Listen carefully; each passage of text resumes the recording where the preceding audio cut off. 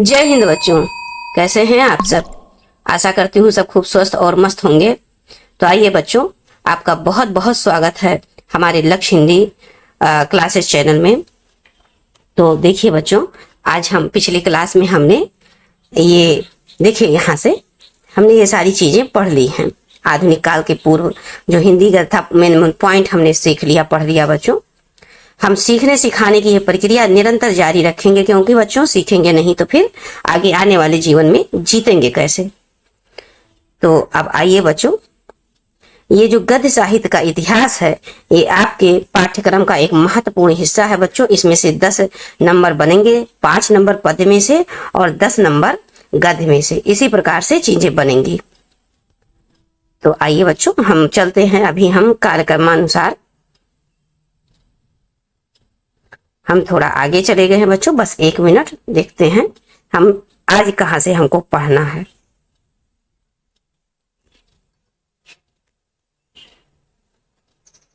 भारतीय युगात आ जाते हैं।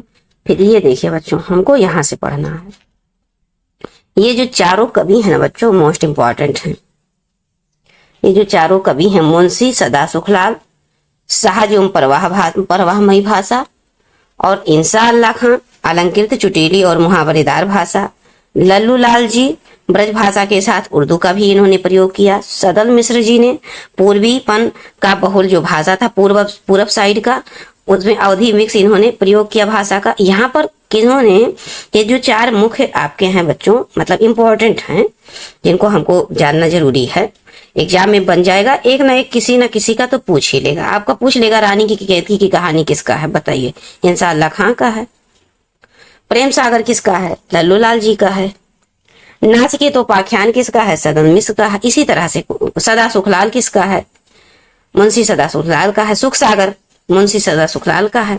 इस प्रकार से तो बच्चों यहाँ पर इनकी शैली के बारे में दिया है कि इन्होंने जो पुस्तक लिखे हैं, जो ग्रंथ लिखे हैं, उसमें किस प्रकार की शैली का प्रयोग किया है। तो सदा सुखलाल बच्चों हमेशा सुखी रहते हैं। सा से सदा, सा से सहज। इन्होंने सहज, ये क्वेश्चन में नहीं बनेगा, ये आपकी जानकारी के लिए है। क्योंकि सिलेबस में दिया तो बन भी सकता है, लेकिन मेरे हिसाब से ये क्वेश्चन में इस प्रकार से इतना कठिन क्वेश्चन नहीं बनाएगा। आपसे सीधा ये पूछेंगे, कोई भी रचनाएं दे देंगे और पूछेंगे इनमें से कि ये किसका है, बस। तो अब आइए बच्चों, गद्य के विकास की दृष्टि से हिंदी साहित्य के इतिहास का काल विभाजन हम देख लेते हैं। अब ये आपके जो ये गद्य के विकास की दृष्टि से है, ये मोस्ट इंपॉर्टेंट है बच्चों। ये आपके गद्य के हिसाब से है। और जब आप पद में जाएंगे बच्चों, पद आप पहले ही पढ़ चुके हैं। आपने वहां पर देखा है निर्गुण शाखा सगुण शाखा रामचंद्र शुक्ल के अनुसार से। फिर उन्होंने निर्गुण को भी 2 भागों में विभाजित किया। ज्ञानाश्रयी शाखा, प्रेमाश्रयी शाखा। ज्ञान में कबीर दास को रखा, प्रेम में जायसी जी को रखा। फिर इधर सगुण को भी 2 भागों में बांट दिया था, राम भक्ति शाखा और इधर कृष्ण भक्ति शाखा। राम जी में तुलसीदास मेन है और कृष्ण भक्ति में सूरदास जी आप जानते हैं पहले हैं। तो इसी प्रकार से वो पद्य भाग था बच्चों। अब यहाँ पर देखिए, गद्य के विकास की दृष्टि से हिंदी साहित्य के इतिहास का काल विभाजन कहाँ कहाँ कैसे कैसे हुआ है। तो आधुनिक काल के बाद ही प्रारंभ होता है बच्चों गद्य काल का। आप जानते हो भारतीय युग जो है, यहीं से आधुनिक काल का प्रारंभ भी माना जाता है। और यहीं से ही कहानी, नाटक, रचना ज्यादातर शुरुआत हुई। इसके पहले बच्चों ज्यादातर ग्रंथ लिखे जाते थे, काव्य लिखे जाते थे, जो कि पद्य में होते थे। तो अब देखिए बच्चों, यहाँ ये सिंपल सा दिया। अब इनके बारे में विस्तार से आगे पढ़ेंगे। तो सबसे पहले जो भारतीय युग था बच्चों, इसके पूर्व का युग जान लीजिए, जिसमें आपके आ जाते हैं, क्या कहते हैं, राजा शिव प्रसाद सितारे हिंद आ जाते हैं, और सारे बहुत हैं बच्चों। जो भारतीय युग के पहले की बात है। तो बच्चों ये 13वीं शताब्दी से लेके 1850 ईस्वी तक माना जाता है पूर्व युग। क्यों? क्योंकि 1850 में भारतेंद्र जी का जन्म हो जाता है, और उसी के बाद 1850 से लेके 1900 तक ये भारतीय युग को माना गया है बच्चों। देखिए यहाँ पर दिया है भारतीय युग को 1850 से, और कहीं कहीं पर बच्चों 1980 ही माना जाएगा, कहीं कहीं पर 1985 ही दिया रहेगा। क्योंकि भारतेंद्र जी का जन्म 1985 में, मतलब 1985 में भारतेंद्र जी की मृत्यु हो जाती है। तो इसका मतलब ये थोड़ी हुआ कि भारतेंदु जी की मृत्यु होगी बस तुरंत ही वो काल खत्म हो गया। किसी भी काल को प्रारंभ होने में और किसी की भी काल को समाप्त होने में उसके आने वाला जो वर्तमान में समय है और जो आने वाला समय, दोनों के बीच का भी समय लिया जाता है। अब जैसे भारतेंदु के पूर्व का, अब एकाएक थोड़ी 1850 से भारतेंदु युग प्रारंभ हो गया, नहीं, इसके पहले से ही शुरू होना था। लेकिन जो मेन जो चरम सीमा थी, जो प्रसिद्धि मिली, जो इस समय में जो नाटक कहानी भारतेंदु युग में लिखी गई, तो वो ज्यादातर प्रसिद्ध हुए भारतेंदु युग से। भारतेंदु के जन्म के 17-18 साल बाद प्रारंभ हुआ, तो इसीलिए 1850 से 1900 को लगभग में रख दिया जाता है बच्चों। तो ये हम इसलिए जिक्र कर रहे हैं कि डेट थोड़ा सा कभी कभी चेंज हो जाता, तो आप अगर कॉन्सेप्ट क्लियर रहेगा कि भारतेंदु युग आया यानी कि 1850 में भारतेंदु जी का जन्म हुआ था, मान लीजिए वहीं से मान लिए, या 1865 भी कभी कभी मान लिया जाता है, क्योंकि जैसे जन्म हुआ तुरंत भारतेंदु युग थोड़ी चरम सीमा पे रहेगा, तो 1865 भी कभी कभी यहाँ पर लिखा रहेगा। तो ये इर्द गिर्द रहेगा बच्चों, 10, 15, 20 साल के आसपास में रहेगा। तो अब उनके बाद देखिए, भारतेंदु युग के बाद देखिए बच्चों, द्विवेदी युग का काल आ जाता है। अब द्विवेदी युग जैसे यहाँ पर समाप्त होता है, धीरे धीरे समाप्ति की कगार पे आता है और शुरुआत होने लगता है द्विवेदी युग का। उसके बाद बच्चों 1918 मतलब 20-22 साल लगभग इनका काल चलता है द्विवेदी युग का। और द्विवेदी युग देखिए बच्चों, भारतेंदु युग तो भारतेंदु हरिश्चंद्र के नाम पर रखा गया, लेकिन द्विवेदी युग किसके नाम पे रखा गया? तो बच्चों द्विवेदी युग जो है वो महावीर प्रसाद द्विवेदी के नाम पे रखा गया था। अब आइए बच्चों छायावादी युग। छायावादी युग को प्रसाद युग भी कहीं कहीं कह दिया जाता है। तो यहाँ ये किस कब से कब तक पहले जान लेते हैं कि शुरुआत कब से कब तक हुई। तो जैसे अब यहाँ से 1918 से समाप्त हुआ, तो यहीं से शुरुआत मान लिया जाएगा 1918 से 1938 तक बच्चों। अब यहाँ पर जयशंकर प्रसाद जी भी आ जाते हैं। तो चूंकि ये छायावादी युग है और इसी छायावादी युग को बच्चों शुक्ल युग भी कह दिया जाता है। तो छायावाद में जयशंकर प्रसाद से शुरुआत होता है, तो कभी कभी प्रसाद युग भी कह दिया जाता है। अब छायावादोत्तर युग बच्चों, यानी कि इसको शुक्लोत्तर युग भी कह सकते हैं। ये बच्चों 1938 से अब तक का शुरुआत माना जाता है। तो अब हमने तो मोटा मोटा चीज समझ लिया कि यहाँ से यहाँ है। अब इनके बारे में एक एक करके सबको डिटेल में समझेंगे, है ना बच्चों, सबको डिटेल में समझा जाएगा।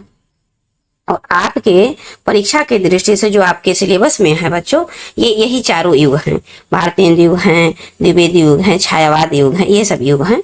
तो आइए बच्चों, अब भारतेंदु युग से हम यहाँ से प्रारंभ करते हैं। आपकी परीक्षा में यहीं से यहाँ से आपके परीक्षा में प्रश्न बनेंगे। तो सबसे पहले इसको समझते हैं बच्चों कि भारतेंदु कहाँ है, क्या है, कहाँ से प्रारंभ हुआ, कैसे कैसे नाटक लिखे गए, किस किस प्रकार की विधाएं यहाँ पर प्रचलित में आई। तो पहले इसको हम लोग डिटेल समझते हैं। भारतेंदु युगीन गद्य, भारतेंदु युग के समय पर जो गद्य काव्य था वो क्या था।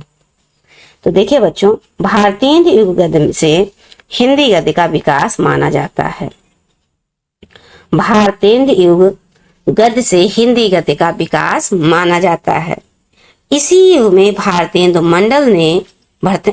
मंडल अर्थात बच्चों क्या हुआ, मतलब भारतेंदु मंडल अर्थात भारतेंदु हरिश्चंद्र और इनके अलावा और कई कवि मिलके एक मंडल बना हुआ था, एक ग्रुप बना हुआ था, उसी को मंडल कहा गया। उसमें बच्चों भारतेंदु मंडल में आपके आ जाते हैं प्रताप नारायण मिश्र जी आ जाते हैं, आपके प्रेम घन आ जाते हैं, चौधरी प्रेम घन जी आ जाते हैं, अंबिका दत्त व्यास आ जाते हैं, राधा चरण गोस्वामी आ जाते हैं। इस प्रकार से कई लोग आते हैं बच्चों। तो पहले हम पढ़ते हैं, फिर उन लोगों का भी नाम आएगा आगे। तो इसी युग में भारतेंदु मंडल ने हिंदी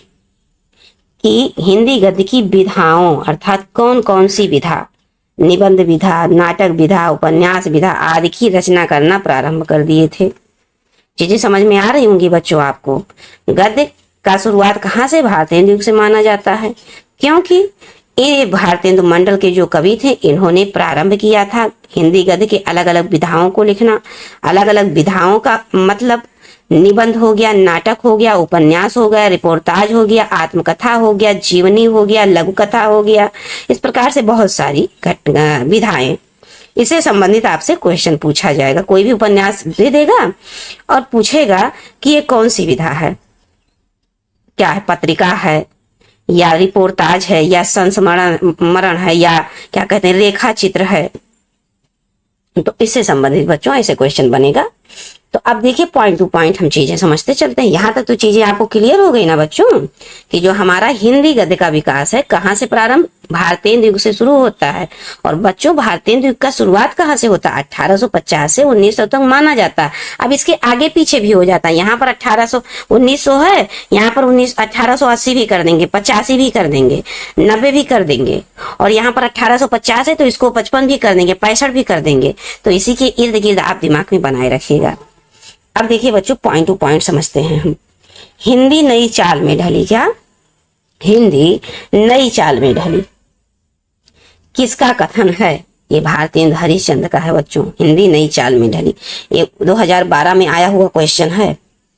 और ये 1873 में भारतेंदु हरिश्चंद्र जी ने एक मैगजीन अर्थात पत्रिका निकाली, हरिश्चंद्र पत्रिका।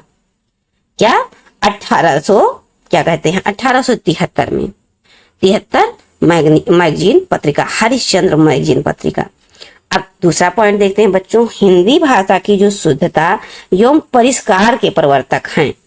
हिंदी भाषा के की जो शुद्धता एवं परिष्कार के प्रवर्तक कौन है बच्चों, तो आचार्य महावीर प्रसाद द्विवेदी आते हैं।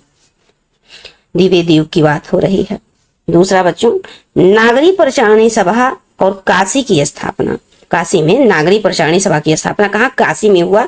लेकिन कब हुआ, 1893 में हुआ। किसने किया, श्याम सुंदर दास ने किया। और इसका कार्यभार किसने फिर संभाला, तो बच्चों क्या कहते हैं, आगे इसको हम समझेंगे, पहले इसको समझ लेते हैं। नागरी प्रचारणी सभा काशी में, काशी में है और इसके संस्थापक डॉक्टर श्याम सुंदर दास थे। और इसमें और भी 2 लोग थे, अकेले कोई एक व्यक्ति से किसी संस्था की स्थापना नहीं होती बच्चों। तो राम नारायण मिश्र और शिव कुमार सिंह ने शुरुआत किया और प्लस फिर और आगे जुड़ते गए कई लोग। अब देखिए बच्चों नेक्स्ट पॉइंट पर ये देखिए क्या है, अंजुमन लाहौर। ये एक प्रकार की क्या थी बच्चों, सभा थी। अंजुमन लाहौर नामक सभा की स्थापना नवीन चंद्र राय ने की। कहाँ की, लाहौर में की। अंजुमन लाहौर, यहाँ लाहौर से भी आप समझ सकते हैं। वैसे इतना डीप क्वेश्चन आपसे नहीं पूछेगा, लेकिन आपको अब हिंदी साहित्य के विकास की बच्चों अच्छे से जानकारी होनी चाहिए। अब जैसे मान लीजिए हमको कोई चीज इंपॉर्टेंट लगा या किसी परीक्षा में आया है, तो क्या वही अगली परीक्षा में आएगा, उसके आगे कुछ चीजें, उसके पीछे की कुछ चीजें हमारी परीक्षा में बन सकते हैं। जैसे भारतेंदु हरिश्चंद्र हैं, अब इनसे संबंधित पूछ लिया कि इनके द्वारा मतलब पत्रिका कौन सी है, तो अभी आपने देखा हरिश्चंद्र मैगजीन। और अब समाज पूछ ले कि अब हरिश्चंद्र मैगजीन मान लीजिए 2012 में किसी एग्जाम में आया है, तो क्या उनसे रिलेटिव और कोई क्वेश्चन नहीं आ सकता, तो भारतेंदु हरिश्चंद्र के द्वारा कुछ और भी चीजें आ सकती हैं। जैसे देखिए यहाँ पर धर्म और देखिए बच्चों, धर्म एवं ईश्वर संबंधी विचारों के प्रचार के लिए, किसके, धर्म और ईश्वर संबंधी जो विचार हैं उसके प्रचार के लिए इन्होंने तदीय समाज की स्थापना की। अब एक क्वेश्चन बन सकता है, कब की बच्चों, 1873 में ही की। और भारतेंदु हरिश्चंद्र द्वारा हुआ। कवि वचन सुधा, ये सब मोस्ट इंपॉर्टेंट की श्रेणी में है बच्चों। तो 1868 में भारतेंदु द्वारा ही की गई। कहाँ की गई, काशी में की गई। अब आइए बच्चों, हिंदी गद्य की जो प्रमुख विधाएं हैं, अभी जो हमने विधाओं की बात की, नाटक हो गया, कहानी हो गया, उपन्यास हो गया, इस सब विधाओं की बात की। और उनकी जो प्रथम रचना है और रचनाकार, जैसे विधा देख लीजिए आप, फिर उनकी जो प्रथम रचना है देख लीजिए, और उसको किसने लिखा है उनको जान लीजिए बच्चों। तो देखिए ये मोस्ट इंपॉर्टेंट है बच्चों। देखिए हिंदी का प्रथम नाटक आपसे पूछेगा, हिंदी का प्रथम नाटक तो कौन सा है, नहुस है। ये सब मोस्ट इंपॉर्टेंट है बच्चों, आपके क्लास 12 के लिए भी मोस्ट इंपॉर्टेंट है। तो चूंकि आप क्लास 11 में हैं, फिर भी आप अभी से ही जानकारी रखिए, आपके एग्जाम में बनेगा और वहां पर भी बनेगा। तो अब देखिए बच्चों, पहला नाटक क्या है, नहुस है। और नहुस किसने लिखा, गोपाल चंद्र ने लिखा है। ये गिरधर दास ये उपनाम लिखते थे। और ये कौन है बच्चों, गोपाल चंद्र, तो ये भारतेंदु हरिश्चंद्र जी के पिताजी हैं। अब आगे देखिए बच्चों, हिंदी का प्रथम उपन्यास परीक्षा गुरु। लाला श्रीनिवास द्वारा रचित है, मोस्ट इंपॉर्टेंट। हिंदी की प्रथम कहानी इंदुमती किशोरी लाल गोस्वामी द्वारा रचित है। हिंदी का प्रथम यात्रा वृत्तांत सरयू पार की यात्रा वृत्तांत है बच्चों, किसका है? भारतेंदु हरिश्चंद्र जी का है। अब आइए हम लोग चलते हैं हिंदी भाषी क्षेत्र में जो जन जागरण में, हिंदी भाषी क्षेत्र में जन जागरण में महत्वपूर्ण भूमिका निभाने वाली जो अलग अलग संस्थाएं हैं बच्चों, उनके बारे में जानते हैं। उनके संस्थाओं की स्थापना वर्ष को जानेंगे और किसने स्थापना किया उनके बारे में जानेंगे।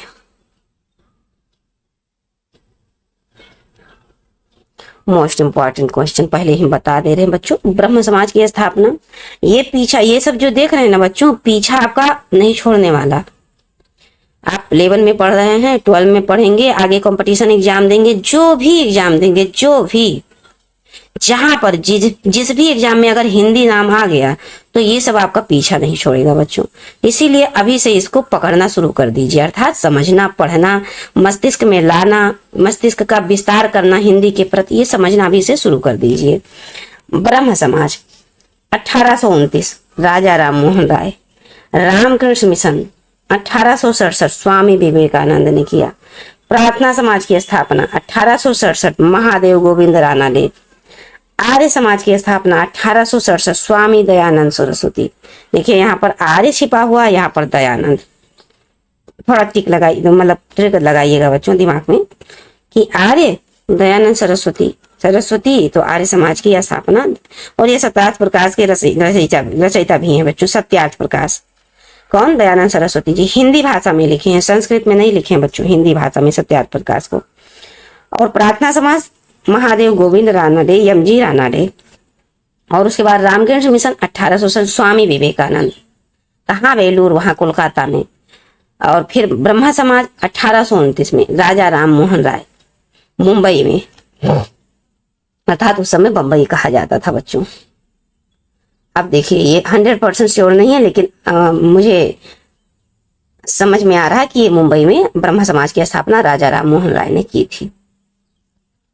अब आइए बच्चों, ये देखिए थोड़ा सा, ये यहाँ थियोसोफिकल सोसाइटी, ये भी इंपॉर्टेंट है। 1882 में भारत में हुआ है इसकी स्थापना, लेकिन एनी बेसेंट ने वर्ष 1907 में अध्यक्ष बनी थी इसकी।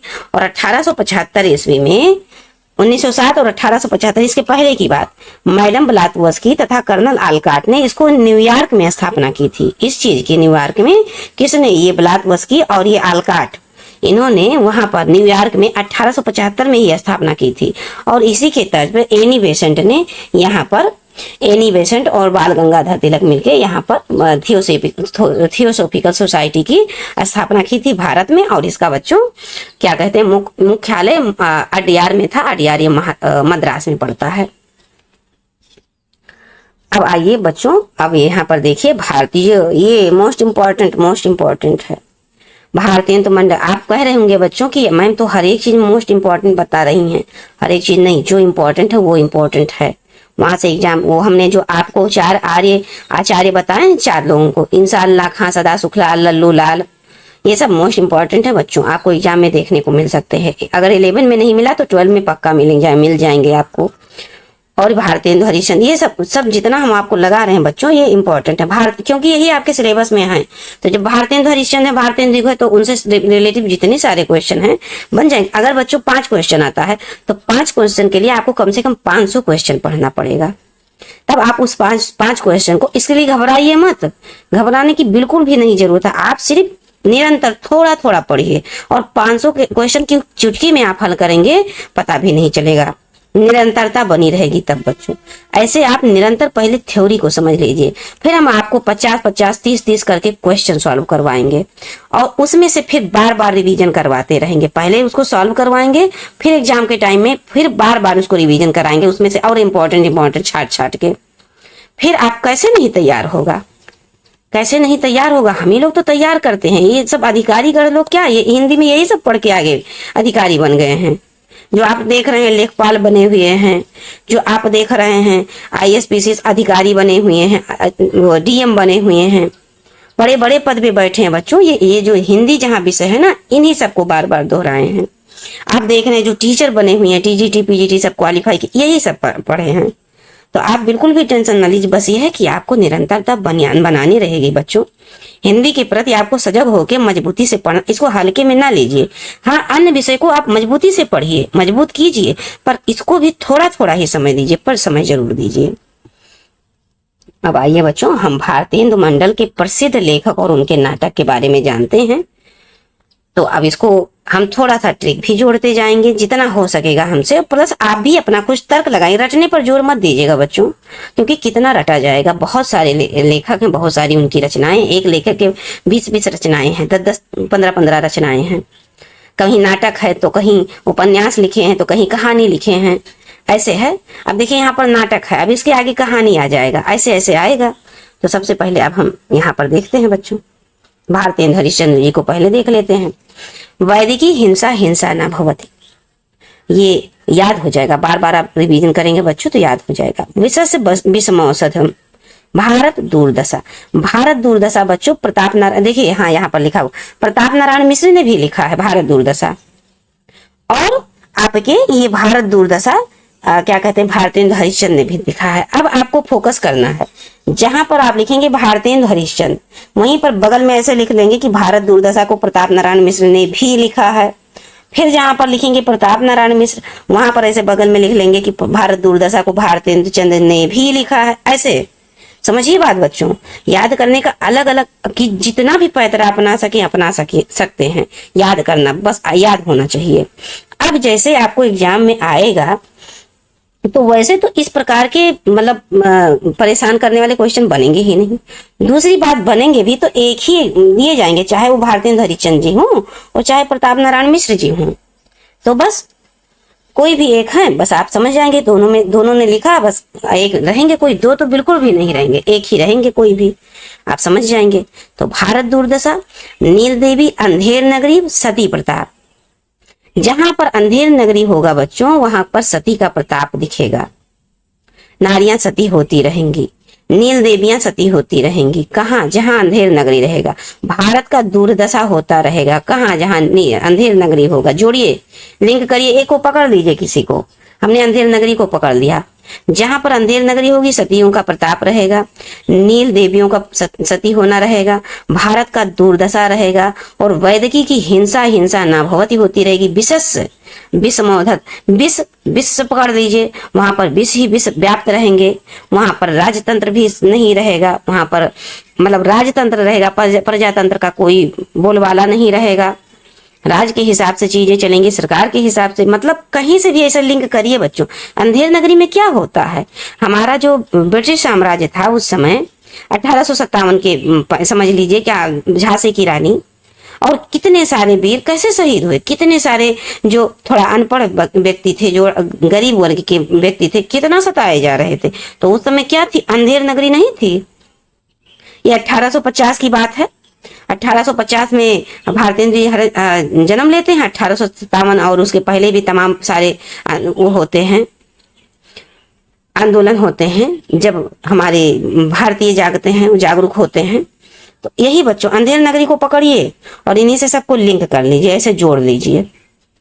बस जैसे आप भारत दुर्दशा आएगा आपके दिमाग में छाएगा, तुरंत आंख बंद करे उछाइएगा। अंधेर नगरी, अंधेर नगरी में क्या होगा, सती प्रताप, सतियों का प्रताप रहेगा, नील देवियां सती होती रहेंगी, भारत का दुर्दशा होता रहेगा, भारत में वासियों का दुर्दशा रहेगा, विशेष विषमौधि, विष चारों तरफ विष फैले रहेंगे, विशेष विषमौषधि रहेगा, वैदिकी हिंसा हिंसा न भवती होगी। इसी प्रकार से ऐसे लिंक करिए बच्चों। क्यों? क्योंकि बहुत काम आने वाला, आगे तक काम आएगा। और जैसे किसी लिंक से जोड़े रहेंगे बच्चों ना, तो ये हमेशा के लिए काम आएगा। बस ये है कि बीच बीच में थोड़ा रिवीजन करते रहिएगा। अब आइए बच्चों, प्रताप, थोड़ा सा समय लग रहा है बच्चों, लेकिन ये अगर दिमाग में बिठा लिए तो भूलेगा नहीं। अब आइए बच्चों प्रताप नारायण मिश्र की ओर। गौ संकट। प्रताप नारायण कहते हैं कि इस युग में जब भारत दुर्दशा रहेगी तो वहां पर कली का प्रभाव रहेगा और गौ संकट होगी। कब क्या होगा, जब भारत दुर्दशा रहेगा तो कली का प्रभाव अधिक रहेगा, और जब कली का प्रभाव अधिक रहेगा तो गौ के, ये गायों के लिए संकट। देखिए कितना गायों के लिए संकट है, चार गायों के लिए भी संकट है और गाय भी किसी के लिए भी संकट है। गाय गाय को मतलब पूजा जाए। अब आजकल देखिए वर्तमान में गाय को थोड़ा सा फिर भी कितना आप सुरक्षित कर पाएंगे? गौ संकट है कि नहीं है? लिंक करिए बच्चों इसको, अन्यथा बिल्कुल भी मत लीजिएगा। ये सिर्फ और सिर्फ याद करने के उद्देश्य से हम चीजों को जोड़ के आपको बता रहे हैं। अब आइए बच्चों नेक्स्ट मोस्ट इंपॉर्टेंट में आते हैं, बद्री नारायण चौधरी प्रेमघन, भारत सौभाग्य। देखिए अब यहाँ पर यहाँ से सौभाग्य शुरू हो रहा है भारत का। प्रयाग रामागन, जब प्रयाग में राम जी का आगमन हो जाएगा तो भारत का सौभाग्य तो स्वाभाविक है बच्चों। ऐसे लिंक करिए कि प्रयाग में राम जी का आगमन हुआ तो भारत सौभाग्य क्या हो गया? प्रेम घन के आंगन में, ऐसे करिए कहिए, प्रेम घन के आंगन में भारत सौभाग्य हुआ, भारत का सौभाग्य उदय हुआ जब राम जी प्रयाग में आए। ऐसे कहीं से थोड़ा बहुत जोड़ जोड़ के। पंडित बालकृष्ण भट्ट। और एक बात और बच्चों, जो भी आपके दिमाग में ट्रिक बने ना, ऐसे कॉर्नर पे थोड़ा लिख लीजिए, थोड़ा ऐसे शॉर्टकट फॉर्म में, जैसे भी कि जब भी आप याद करें ना तो वही जो लिंक जोड़े हैं वही आपके दिमाग में आए। क्योंकि जब आप फिर दूसरी तीसरी बार इसको पढ़ना प्रारंभ करेंगे तो लिंक वो भूल जाएगा, कुछ और ध्यान में फिर आएगा, फिर तो इस तरह से चीजें नहीं याद रहेंगी। और जब एक ही लिंक बना रहेगा आपके दिमाग में, तब अब जैसे आप यहाँ पर लिख लिया ऐसे करके, अब जब भी इसको पढ़ेंगे तुरंत यहाँ पर भी नजर जाएगा, अब वो दिमाग में फिर एकदम छप जाएगा। अब देखिए पंडित बालकृष्ण भट्ट बच्चों, इनका जन्म 1844 में होता है। ये भारतेंदु हरिश्चंद्र के पहले के 6 वर्ष पहले। कलिराज की सभा, रेल का विकट रेल और विवाह, बाल विवाह। जब बाल विवाह होगा, कलिराज की जब सभा लगेगी तो क्या होगा? रेल में विकट खेल नहीं होगा और बाल का विवाह होगा तो सब विकट ही विकट रहेगा। बाल विवाह जहाँ होगा क्या होगा? अब जब सबसे पहली बात तो कली का राज्यसभा है। अब कली के राज्यसभा में क्या होगा? बाल विवाह होगा, रेल का विकट खेल रहेगा। बालकृष्ण भट्ट लिखे हैं बच्चों। अब आइए राधा चरण गोस्वामी, इनका जन्म 1865 में होता है बच्चों। थोड़ा सा हम ऐसे जोड़ते जोड़ते चलते हैं क्योंकि आगे जब आपके क्लास एग्जाम आएगा तो थोड़ा डीप क्वेश्चन जब पूछेगा तो डेट भी पूछ सकता है। अमर सिंह राठौर, बूढ़े मुंह मुहासे, बूढ़े मुंह मुहासे, तो बच्चों ये प्रहसन है, मतलब हास्य नाटक है। और ये अमर सिंह राठौर। गोस्वामी चरणदास, गोस्वामी जी अमर है ही, तुलसीदास जी गोस्वामी जी अमर है ना, बस गोस्वामी जी से लिंक कर दीजिए। अजर हमारे गोस्वामी जी सबके मन में रहते हैं, सबके घर पे उनके द्वारा रचित रामचरितमानस पढ़ा जाता है। बस अमर सिंह राठौर और बूढ़े मुंह मुहासे, राधा चरण गोस्वामी जी कहते हैं कि बूढ़े मुंह मुहासे हैं। और अब देखिए बच्चों राधा कृष्ण दास, दुखनी वाला महाराणा प्रताप। राधा कृष्ण दास जब जो दुखनी बाला होती हैं वो अपने महाप्रताप के लिए किसका ध्यान करती हैं? राधा कृष्ण दास का। किसका? राधा कृष्ण दास का ध्यान करती हैं। दुखनी बाला राधा कृष्ण दास का किस लिए? महाराणा के लिए, महाराणा प्रताप के लिए दुखनी बालाएं जो होती हैं वो राधा कृष्ण दास का ध्यान करती हैं। अब आइए बच्चों किशोरी लाल गोस्वामी जी, प्रणयिनी परिणय और मयंक मंजरी। प्रणयिनी परिणय और मयंक मंजरी, और इनकी पहली कहानी है बच्चों, वो प्रथम कहानी है इंदुमती। और लाला श्रीनिवास दास, ये रणधीर, प्रेम मोहिनी, संयोगिता और स्वयंवर। संयोगिता स्वयंवर, प्रेम मोहिनी होगा तो संयोगिता स्वयंवर होगा ही बच्चों। रणधीर का कहाँ पर? लाला श्रीनिवास के यहाँ रणधीर हैं, वहां पर प्रेम मोहिनी भी है, तो संयोगिता स्वयंवर होगा। बस ऐसे लिंक करिए, मैक्सिमम चीजें याद करने की प्रयास करिए बच्चों। बस ये है कि कॉर्नर पे आपको चीजें लिखनी पड़ेंगी शॉर्ट फॉर्म में, थोड़ा सा समय लगेगा बच्चों, पर वो कॉपी निरंतर आप बनाए रखिए, गायब मत कीजिएगा। आप क्लास 12 में भी उसको उसी से रिवीजन कीजिएगा। देखिए भारतेंद्र युग की अन्य जो प्रमुख रचनाएं, अब तो जो भारतेंद्र युग की थी, जो मुख्य थे उनको तो पढ़ा दिया गया बच्चों, लेकिन जो अन्य है ना वो भी प्रमुख हैं। जो अन्य और प्रमुख रचनाएं हैं, जैसे भारतेंद्र जी ने और सारे लिखे हैं रचना, तो उसमें कश्मीर कुसुम है, इतिहास में, इतिहास के बारे में, बादशाह दर्पण इतिहास के बारे में, जयदेव का जीवन वृत्त, ये भी जीवनी है। किसका? जयदेव। अब चूंकि जयदेव लिखा हुआ बच्चों और भारतेंद्र जी ने लिखा तो जयदेव का ही होगा, जयदेव कवि हैं, तो जयदेव का जीवन वृत्ति ये जीवनी है। और राधा कृष्ण दास ने लिखा निसहाय हिंदू, निसहाय हिंदू ये इनका उपन्यास है। और पंडित बालकृष्ण भट्ट ने नूतन ब्रह्मचारी लिखा बच्चों, ये उपन्यास है। 100 अजान 1 सुजान, ये भी उपन्यास है इनका। बार बार इसको रिवीजन करते रहिएगा, याद हो जाएगा। तो हाँ बच्चों, यहाँ हम थोड़ा सा पढ़ लेते हैं। भारतीय युग को हम अभी यहीं समाप्त कर देते हैं। भारतीय युग से संबंधित प्रमुख पत्र पत्रिकाओं को भी देख लेते हैं। अभी हमने ऊपर पढ़ा नहीं था, हरिश्चंद्र मैगजीन ये भारतीय जी का है, और हरिश्चंद्र चंद्रिका और बाला बोधिनी, हरिश्चंद्र चंद्रिका और हरिश्चंद्र मैगजीन, ये तीनों भारतीय हरिश्चंद्र जी का है बच्चों। तीनों में लगभग दोनों में हरी हरी लगा, इसे आप भारतीय हरिश्चंद्र जी को पकड़ लीजिएगा, हरिश्चंद्र लिखा ही है। और बाल कृष्ण भट्ट बच्चों, इनका पत्रिका हिंदी प्रदीप है।